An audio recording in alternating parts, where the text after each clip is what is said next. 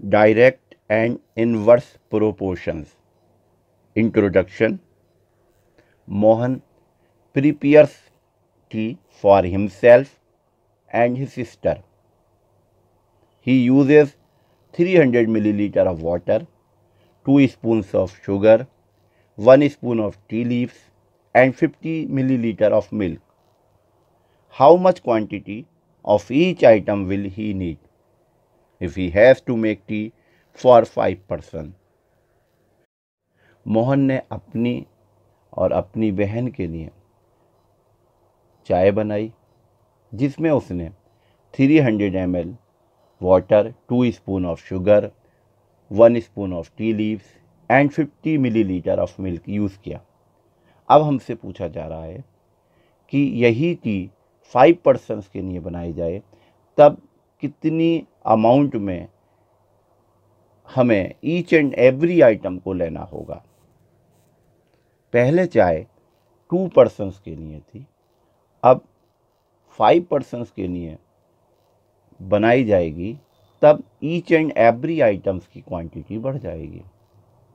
इसी चीज़ को समझने के लिए हम और सिचुएशंस को लेते हैं जो हमारी डे टू डे लाइफ में काम आती हैं। हम इस स्थिति को वेरिएशन कहते हैं। We come across many such situations in our day-to-day life where we need to see variation in one quantity bringing in variation in the other quantity. For example, if the number of article purchased increases, the total cost also increases. अगर हम market से 2 kilogram apples 200 rupees में खरीदते हैं, अगर हम 2 kilogram की जगह 4 किलोग्राम एप्पल मार्केट से खरीदें तब उसकी अमाउंट उसी प्रोपोर्शन में बढ़कर 400 रुपीज़ हो जाएगी। इसका मतलब ये हुआ अगर हम क्वांटिटी बढ़ाते हैं एप्पल्स की तब उनकी अमाउंट भी बढ़ जाती है। एक थिंग में इंक्रीज़ करते हैं तब दूसरी थिंग भी इंक्रीज़ हो जाती है proportionally. More the money deposited in a bank, more is the interest earned. Bank में अधिक अमाउंट जमा करने पर अधिक इंटरेस्ट मिलेगा और कम अमाउंट जमा करने पर कम इंटरेस्ट मिलेगा। As the speed of a vehicle increases, the time taken to cover the same distance decreases. अगर हम किसी भी व्हीकल की स्पीड बढ़ा देते हैं किसी पार्टिकुलर डिस्टेंस के लिए तब उसके द्वारा लिया गया टाइम कम हो जाएगा। फॉर एग्जाम्पल, अगर हम पॉइंट ए से पॉइंट बी को जाना है और उन दोनों के बीच की डिस्टेंस 40 किलोमीटर है, पहले गाड़ी की स्पीड 40 किलोमीटर पर आवर थी, वो 1 घंटे में पहुंच जाती है। बट अगर हम स्पीड को डबल कर देते हैं, 80 किलोमीटर पर आवर कर देते हैं, तब वो उस पर्टिकुलर डिस्टेंस को कवर करने के लिए हाफ एन आवर लेगी। इसका मतलब ये हुआ अगर हम स्पीड बढ़ाते हैं तब किसी भी पर्टिकुलर डिस्टेंस को कवर करने के लिए टाइम टेकन कम हो जाएगा। यहाँ पर स्पीड इंक्रीज़ हो रही है और टाइम टेकन डिक्रीज़ हो रहा है। इसका मतलब इस वेरिएशन में एक इंक्रीज़ होता है और दूसरा डिक्रीज़ होता है। For a given job, more the number of workers, less will be the time taken to complete the work.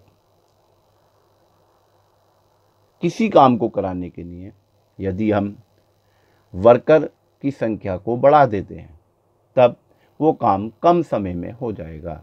यदि हम संख्या को कम कर देंगे तब वो काम ज़्यादा समय में होगा। इसका मतलब one thing increases then another thing decreases proportionally. यहाँ पर एक इंक्रीज़ हो रहा है तो दूसरा डिक्रीज़ हो रहा है, या वीकेंड से एक डिक्रीज़ होगा तो दूसरा इंक्रीज़ होगा।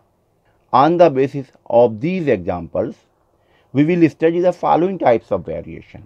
Number 1, direct variation, number 2 inverse variation. Two quantities may be linked in two ways. Number 1, both increases and decreases together proportionally. Number 2, if one increase, the other decrease proportionally, and vice versa. The first way is named as direct variation, whereas the second way is named as inverse variation. हम क्या देख रहे हैं, अगर एक quantity बढ़ती है और दूसरी भी बढ़े प्रोपोर्शनली, या एक डेक्रीज हो दूसरी भी डेक्रीज हो प्रोपोर्शनली, तब उसको हम डायरेक्ट प्रोपोर्शन कहते हैं। जैसे फॉर एग्जांपल हमने 1 किलोग्राम शुगर 50 रुपीज़ का ख़रीदा, बट अगर हम यही 2 किलोग्राम शुगर लेंगे तब वो 100 रुपीज़ का मिलेगा। इसका मतलब ये हुआ, अगर हम दोनों का रेशो निकालें तो 1:50 आएगा। 1 किलोग्राम 50 रुपीज़ की, 2 किलोग्राम शुगर 100 रुपीज़ की। यहाँ क्वांटिटी बढ़ने पर अमाउंट भी बढ़ रहा है, और अगर हम दोनों का प्रोपोर्शन निकालते हैं तो 1:50 आता है। ये डायरेक्ट प्रोपोर्शन है। यदि एक क्वांटिटी बढ़ रही है और दूसरी प्रोपोर्शनली डिक्रीज हो रही है, तब इसको हम इन्वर्स प्रोपोर्शन कहते हैं। जैसे किसी पार्टिकुलर डिस्टेंस को कवर करने में कोई कार 1 आवर लेती है, यदि हम उसकी स्पीड को डबल कर दें तब वही particular distance half an hour में कंप्लीट होगी। इसका मतलब ये हुआ, स्पीड बढ़ाने पर टाइम कम होता है, अगर स्पीड कम कर देंगे तब टाइम बढ़ जाएगा उसी प्रोपोर्शन में, तब हम इसको इन्वर्स प्रोपोर्शन बोलेंगे। Direct proportion, if the cost 1 kilogram of sugar is ₹18, then what would be the cost of 3 kilogram sugar? It is ₹54. Similarly, we can find the cost of 5 kilogram or 8 kilogram of sugar. Study the following table. Weight of sugar in kilogram, cost in rupees. 1 kilogram sugar की cost 18 rupees है। यदि हम 3 kilogram sugar खरीदेंगे तब उसकी cost 54 rupees है। 5 kilogram sugar की cost 90 rupees है। इसी तरह से अगर हम 6 किलोग्राम शुगर खरीदेंगे उसकी cost 108 rupees and so on. 10 kilogram sugar की कॉस्ट 180 रुपीज़ हो जाएगी। अगर हम शुगर और कॉस्ट दोनों का रेशो निकालते हैं तब वो 1:18 आता है। इसका मतलब ये हुआ, अगर शुगर जिस अमाउंट में बढ़ रही है उसी प्रोपोर्शन में उसकी कॉस्ट भी बढ़ रही है। One increases then another increases proportionally. We find that as the value of x increases, value of y also increases in such a way that the ratio x upon y does not change, it remains constant. Say k. We say that x and y are in indirect proportion. If x upon y equal to k or x equal to ky. So when x and y are in direct proportion, we can write x1 upon y1 equal to x2 upon y2. Here y1, y2 are values of y corresponding to the values x1, x2 of x respectively. यदि x increase होता है तब y भी उसी proportion में increase होता है। हम कह सकते हैं x proportional to y, x equal to ky और x upon y equal to k।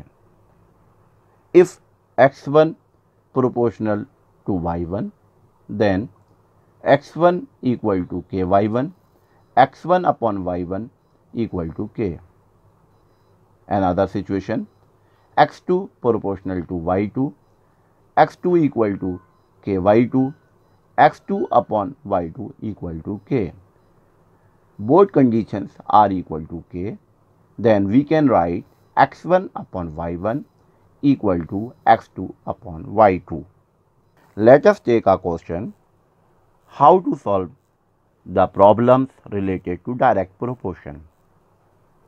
An electric pole 14 meters high casts a shadow of 10 meters.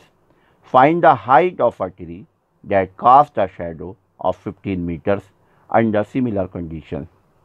Solution: let the height of the tree x meter. We form a table as shown below. हम क्या करेंगे, सबसे पहले जो हमसे question पूछा गया है find the height of a tree, तब हमने ट्री की हाइट को x मीटर लेट कर लिया। उसके बाद हम एक टेबल फॉर्म करेंगे जिसमें एक रो में height of the object and length of the shadow in metres लिखेंगे। हाइट को x के करस्पॉन्डिंग लेंगे और लेंथ को y के करस्पॉन्डिंग लेंगे। x1 equal to 14 metre and x2 equal to x, y1 equal to 10 metre and y2 equal to 15. Let us write the formula of direct proportion x1 upon y1 equal to x2 upon y2, and we put all the values in this given formula. After calculation, we find the height of the tree is 21 meter. Then we see here, if the height of the tree 14 meter, then the length of shadow is 10 meter. After finding the height of the tree 21 meter and the length of the shadow is 15 meter. If we find the proportion of both values, we find 7:5. Alternately, we can write x1 upon y1 equal to x2 upon y2 as x1 upon x2 equal to y1 upon y2. Inverse proportion. Zahida can go her school in 4 different ways. She can walk, run, cycle or go by car. Study the following table. In this table, speed in kilometer per hour, time taken in minutes. हम क्या देख रहे हैं कि जाहिदा ने अपने school तक की डिस्टेंस को वॉकिंग करके, रनिंग से, साइकिल से और कार से तय किया। जब वह 3 किलोमीटर पर आवर की स्पीड से वॉकिंग करती है तब वो 30 मिनट्स में अपने स्कूल पहुंच जाती है। जब वह 6 किलोमीटर पर आवर की स्पीड से रनिंग करती है तब वह 15 मिनट में अपने स्कूल पहुंच जाती है। 9 किलोमीटर पर आवर की स्पीड से साइकिलिंग करने पर वह 10 मिनट में स्कूल पहुंचती है और बाई कार जब वो 45 किलोमीटर पर आवर की स्पीड से जाती है तब 2 मिनट्स में स्कूल पहुंच जाती है। हम देखते हैं जिस तरह स्पीड बढ़ रही है टाइम टेकन डेक्रीज़ हो रहा है, उसी प्रोपोर्शन में टाइम टेकन डेक्रीज़ हो रहा है। और टोटल डिस्टेंस अगर हम मल्टीप्लाई करें 33 जा 90, 15 6 जा 90, 10 9 जा 90 है। इसका मतलब ये हुआ कि एक चीज़ बढ़ रही है तब दूसरी चीज़ डेक्रीज हो रही है। One quantity increase then another quantity decrease in same proportion. It is a inverse proportion. Observe that as the speed increases, time taken to cover the same distance decreases. We say that x varies inversely with y and y varies inversely with x. Thus, two quantities x and y are said to vary in inverse proportion. दो quantity x और y inverse proportion में कही जाएंगी जब एक increase हो दूसरी डेक्रीज हो in the proportion and vice versa. If there exists a relation of the type xy equal to k, or we can say x inversely proportional to y, or we can say x proportionally 1 upon y, or we can say xy equal to k. Between them, k being a constant, if y1, y2 are the values of y corresponding to the values x1, x2 of x corresponding, then x1, y1 equal to x2, y2 equal to k, or x1 upon x2 equal to y2 upon y1. We say that x and y are inversely proportional. अगर x increase हो रहा है then उसी proportion में y decrease होगा. x proportionally 1 upon y, और we can say x inversely proportional to y. We can write x proportional 1 upon y, or we can say x equal to k upon y, or xy equal to k. If x1 increases, then y1 decreases in proportional. Then we can write x proportional to 1 upon y1, x1 proportional to 1 upon y1, x1 equal to k upon y1, x1 y1 equal to k. Just like this, x2 proportional 1 upon y2, x2 equal to k upon y2, x2 y2 equal to k. Both values are equal to k. Then we can write x1 y1 equal to x2. Let us take another question to clear the inverse proportion. 6 pipes are required to fill a tank in 1 hour 20 minutes. How long will it take if only 5 pipes of the same types are used? सबसे पहले हम यहाँ पर एक table को form करेंगे. Let us design the table. Number of pipe in one row and time in minutes another row, and we shift the values number of pipes in first row, and we shift the values time in minutes in second row. Write the formula of inverse proportion x1 y1 equal to x2 y2. We shift the values and find the minutes and time taken. We can say 96 minutes.